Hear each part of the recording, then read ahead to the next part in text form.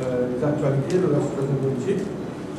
Et je vais dire quelques points qui sont déjà demandés. D'abord, dans la situation dans le pays aujourd'hui, il est clair que dans l'île Maurice, aujourd'hui, rien ne va plus.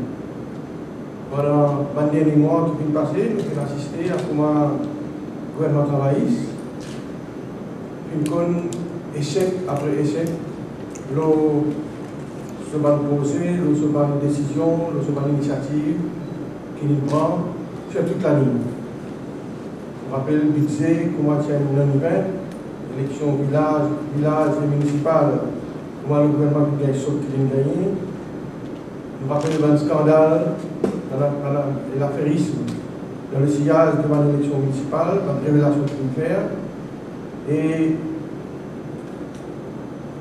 dégâts aussi qui s'ont causés dans l'électorat travailliste même.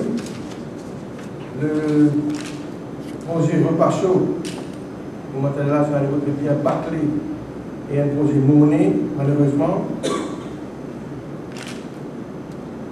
Plus récemment, inondation, gros la pluie, qui vient, comme on nous rappelle, dans 4 pays, une tension sociale, qui nous traduit en vérité la frustration profonde qu'il y a dans nos pays aujourd'hui. Et tout cela, nous va oublier, avec comme toile de fond, l'abus de pouvoir, comme backdrop, dans l'atteinte de la démocratie, transfert de la police, atteinte contre le syndicalisme, la presse humiliée et intimidée. Et après tout cela, couronné par la crise politique qui nous vit cette semaine-là, burlesque,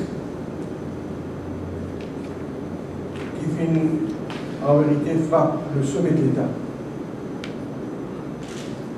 Sa crise politique-là, d'abord, nous dire, nous dire que nous faisons de cette crise-là, c'est une contradiction qui est là au sein de notre gouvernement.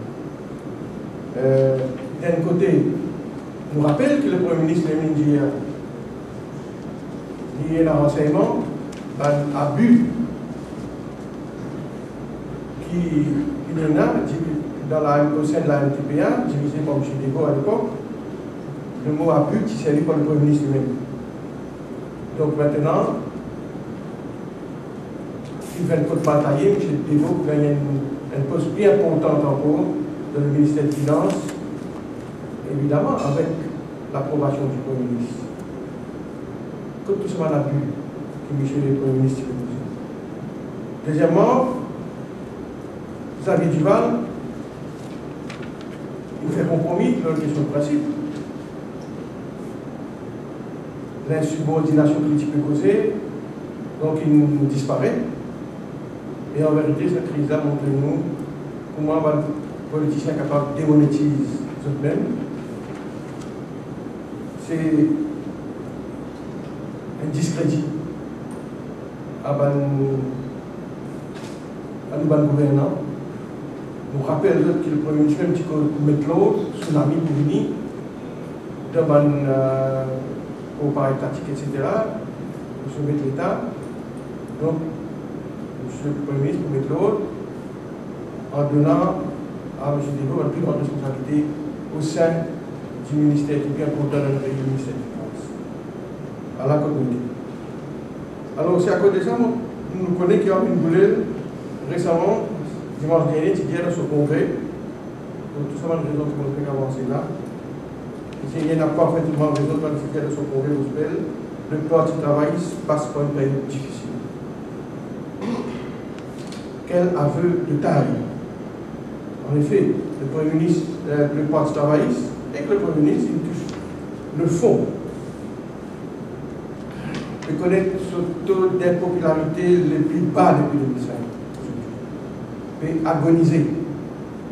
Mais ce qui est plus grave, c'est un gouvernement qui est déjà affaibli, qui est à genoux, avec une majorité chancelante, qui peut dépendre de béquilles, 3 transfuges, un gouvernement fragilisé, vulnérable, déjà, tenu en otage, objet de toute qualité de chantage et prisonnier de toute qualité de lobby, de tout genre, Et est-ce que ce gouvernement-là maintenant, avec sa dernière crise politique-là, il a les moyens de capable de continuer à diriger le pays et administrer toutes les affaires de l'État et relève tout dans le défi qui peut pointer à nous.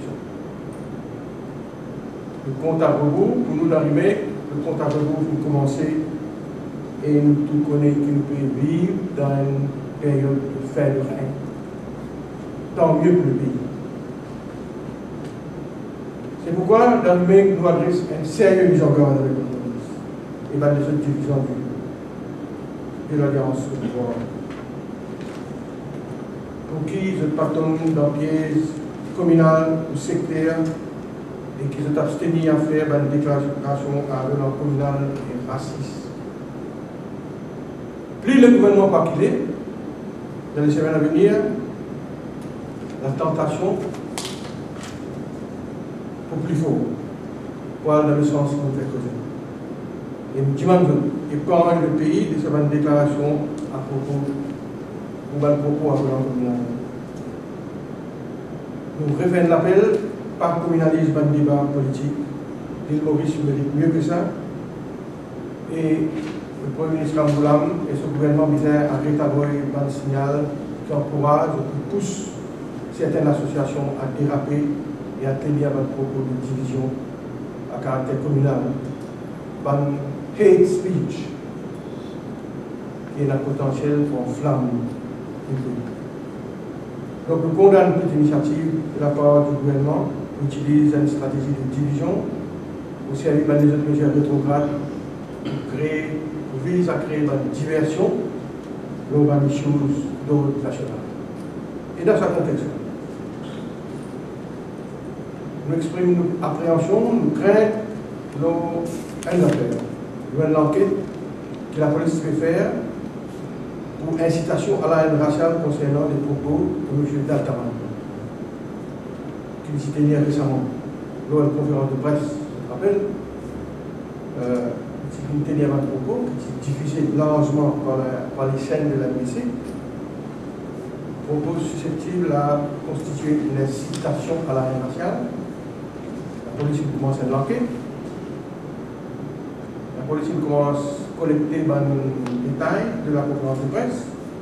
Et d'après nos renseignements, quand le Premier ministre finit de déclarer publiquement que M. Daltaman exerce le droit à la liberté d'expression lors de sa conférence de presse-là, l'enquête commence à piétiner, puis en place. Évidemment, nous ne sommes pas d'accord avec le commentaire que le Premier ministre soutient. Nous disons au Premier ministre, ce n'est pas lui qui décide, ce n'est pas qu'il y a un délit ou non. Le Premier ministre n'a pas le droit de se substituer au parquet. Quand ce travail-là, cette tâche-là revient au parquet pour décider si pas il y a un entorse à la loi, si pas il y a un infringement au code pénal, si pas les propos tenus par M. Daltaman sont contraires à un code pénal qui fait, comme je connais, l'incitation à la haine raciale un délit. Donc nous vraiment déplorons l'attitude du Premier ministre dans ce cas-là. Nous redire, c'est que nous dire, moi, M. Salvin Denier, voilà quelqu'un qui prétend être rassembleur, et dans ce cas-là, il peut jouer le rôle de bouclier, de protecteur, de défenseur d'une cause sectaire. City Power, comme j'avais dit, un des tuyaux, il bon qui aujourd'hui, donc, une rade publique, qui va nous faire ses sacrements. Je vous rappelle la presse, qui s'est pipier qui est une rade publique là, c'est un pipier seulement qui est signé par le gouvernement travailliste. Même MSM 2000-2005, déjà rade publique, tout l'accord que nous fait avec le rade publique, de l'accord, 2003-2005. C'est déposé dans l'Assemblée, c'est déjà public. Donc aujourd'hui, c'est que le Energy Commission, une rade publique, c'est un Power Purchase Agreement signé entre la CEB et le promoteur sous l'époque, sous le règne du gouvernement travailliste. Tant mieux. Je me rappelle d'autres, dans le PBA avec Bellevue, il y a une secrecy clause qui s'est signée avec Bellevue, le propriétaire Bellevue qui parle la cour. Donc tant mieux aujourd'hui, un rapport dans un esprit de transparence, de accountability, de bonne gouvernance. Tous les rapports signés avec tous les purchase agreements, power purchase agreements non publics, mais seulement une ample transparence pour promouvoir, pour faire City Power. Par exemple, nous sommes perplexes par le fait qu'il n'y a aucune déclaration pour faire au niveau par le nouveau propriétaire de City Power. Est-ce qu'il finit vraiment la vente de mon action entre un ancien promoteur et un nouveau propriétaire? Qui c'est qui détenir la action de City Power aujourd'hui? Quelle nationalité? Qui pays c'est ma promoteur là sorti? Et nous espérons que dans la semaine qui peut venir, le National Energy Commission,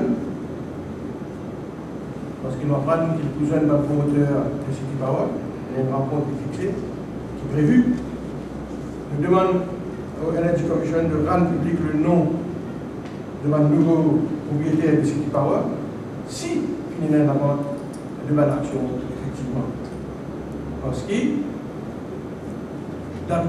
d'après le PPA, qui est signé avec le City Power, en cas de transfert de ma action à un nouveau propriétaire, si vous avez le CEB au courant, ça c'est le PPA entre City Power et le CEB qui dit ça. Donc, nous demandons une instruction cette semaine-là de boucler la boucle, comment dire, et jouer la carte de transparence pour que la population connaisse une fois pour toutes l'objection de la propriétaire City Power. Et nous demandons à l'Energy Commission ici de veiller à ce que les 31 conditions dans le IAE scrupuleusement respectées. On le connaît, ces 31 conditions-là, c'est une